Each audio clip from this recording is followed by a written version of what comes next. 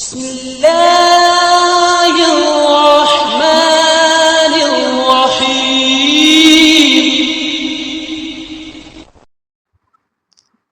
اعوذ باللہ من الشیطان الرجیم. بسم اللہ الرحمن الرحیم. یوم ترجف الراجفہ، جس روز تھر تھرائے گی تھر تھرانے والی.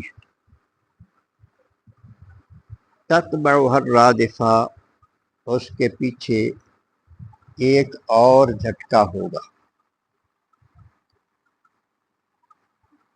ان آیات میں قیامت برپا ہونے کے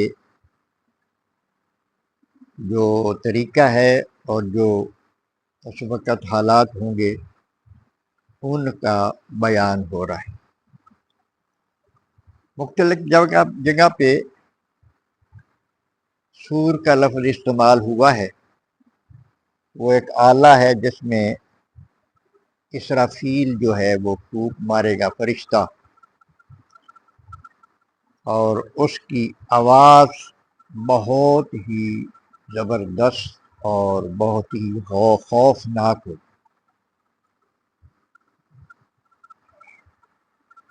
اللہ کے اذن سے جب وہ سور پھونکا جائے گا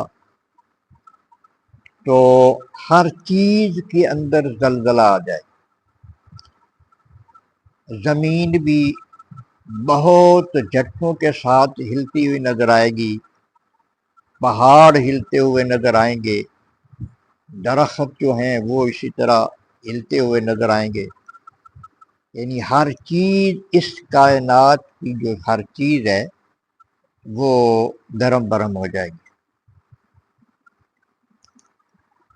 اور اس کے بعد فرمایا کہ تتبعها الرادفہ، اس کے پیچھے ایک اور جھٹکا ہوگا. پہلے جو زلزلہ ہے اس میں زمین کے اوپر جتنی چیزیں ہیں وہ درم برم ہو جائیں گی، اور دوسرا جو جھٹکا ہے یہ آسمان جو ہے، آسمان کے سیارے ایک دوسرے سے ٹکرانا شروع ہو جائیں گے. اور یہ بہت بڑی بڑی چیزیں ہیں. یہ سورج کے بارے میں تو کہا جاتا ہے کہ یہ زمین سے بھی بڑی کوئی چیز ہے. سورج، چاند اور باقی جو سیارے ہیں یہ سب چیزیں ایک دوسرے سے ٹکرانا شروع ہو جائیں گی اور یہ درم برم ہو جائیں گی. قلوب یومئذ واجفہ، دل اس دن خوف سے ڈر رہے ہوں گے، خوف سے کانپ رہے ہوں گے.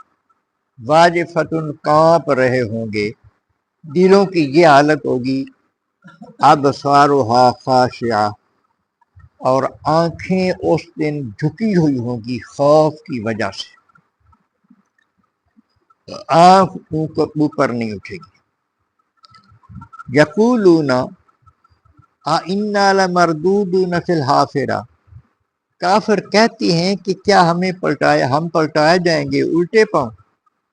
اِذَا كُنَّا عِظَامًا نَخِرَةً، یعنی جب ہم بسیدہ ہڈیاں بن چکی ہوں گے پھر ہمیں دوبارہ واپس لایا جائے گا. اللہ اکبر. قالوا تلک اذا کرۃ خاسرہ، تو وہ کہتے ہیں کہ یہ واپسی تو بڑی گھاٹے کا سودا ہے. اب بیان یہ ہو رہا ہے کہ کافروں کے سامنے جب قیامت برپا ہونے کی بات کی جاتی ہے تو وہ مذاق اڑاتے ہیں. یہ ازرائے طنز وہ لفظ کہتے تھے. یقولون، وہ کہتے ہیں اِنَّا لَمَرْدُودُونَ فِی الْحَافِرَةِ، کیا ہم الٹے پاؤں پھر واپس کیے جائیں گے. یعنی ایک دفعہ مر جائیں گے، مرنے کے بعد پھر قبروں سے اٹھیں گے، پھر واپس آئیں گے دنیا. یہ ہوگا ہمارے ساتھ، یہ کیسے ہو سکتا ہے؟ یہ تو بات عقل نہیں مانتی. اِذَا كُنَّا عِظَامًا، جب ہماری ہڈیاں بسیدہ ہو جائیں گی. عِظَامًا نَخِرَةً، جب ہماری ہڈیاں گل سڑ چکی ہوں گی، بسیدہ ہو چکی ہوں گی. قالوا تلک اذن کرۃ خاسرہ، اچھا بھائی چلو اگر واپس ہونا ہے تو یہ تو بڑا گھاٹے کا سودا ہے۔ اب ایک یہ نظریہ ہے کہ جو کچھ کہا جا رہا ہے یہ کچھ بھی نہیں ہونا، ایک نظریہ یہ ہے کہ سب کچھ ہونا ہے۔ اب ایک مسلمان ہے، وہ دعویٰ کرتا ہے مسلمان کہ جو میرے رب نے کہا ہے وہ سچ کہا ہے، جو میرے نبی نے فرمایا ہے وہ سچ فرمایا ہے۔ اب اس جو مومن ہے اس کی تو یہ خواہش ہے نا کہ یہ سارا کچھ ہو۔ مومن تو نہیں کہے گا نا کہ قیامت برپا نہ ہو، مومن تو نہیں کہہ سکتا نا، یہ تو کافر کہتا ہے نا۔ اب مومن کی تو یہ خواہش ہے کہ میرے رب نے جو فرمایا ہے وہ سچ ہو، تاکہ انکار کرنے والوں کو پتہ چل جائے۔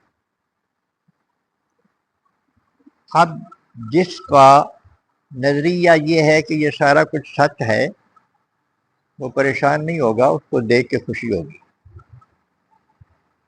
یہ منکروں کے لیے سارا ماحول جو ہے نا، یہ جو یعنی ان کے دل ڈر جائیں گے، وہ خوف زدہ ہوں گے۔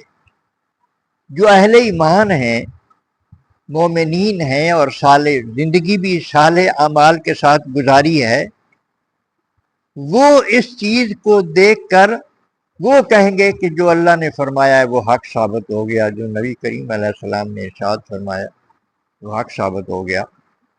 پیچھے ہم سورہ احزاب میں پڑھ رہے ہیں، اللہ تبارک و تعالیٰ ارشاد فرماتے ہیں کہ جب مکے کا لشکر آیا، وہ غزوہ خندق جب ہوا تو 12,000 کا وہ لشکر تھا، تعداد بڑی تھی، اہل مدینہ کی تیاری بھی نہیں تھی، مسلمان جو تھے نا وہ تیار بھی نہیں تھے پوری طرح۔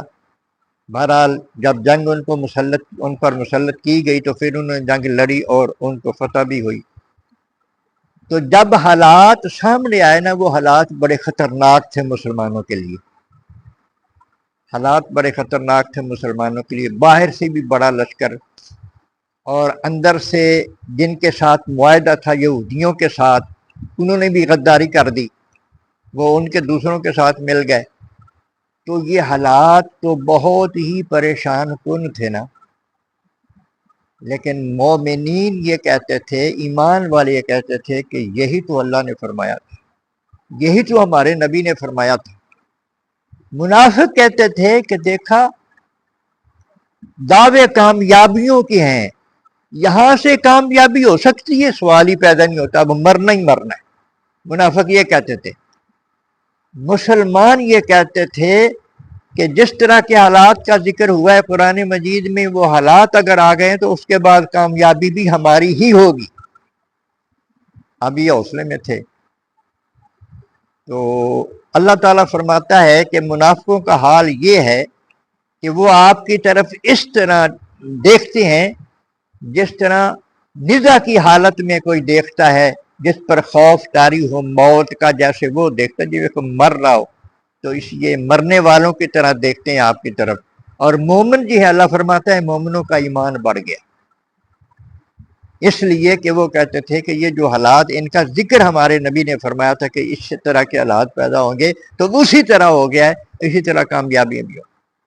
تو میں نے یہ سمجھانے کے لیے یہ مثال دی ہے کہ حشر میں بھی جو صاحب ایمان ہیں وہ خوف زدہ نہیں ہو، حشر میں بھی وہ ان پہ اللہ تبارک و تعالیٰ کا فضل ہوگا، ان کے دل، کیونکہ وہ اللہ نے ارشاد فرمایا الا بذکر اللہ تطمئن القلوب، جنہوں نے دنیا میں ذکر کے ساتھ زندگی گزاری ہے وہ آخرت میں بھی ذکر کے ساتھ زندگی گزاریں گے، اور اللہ تبارک و تعالیٰ کے فضل سے وہ اس خوف سے محفوظ رہیں گے، اور جو کافر اور منافق ہے وہ خوف زدہ ہوں گے۔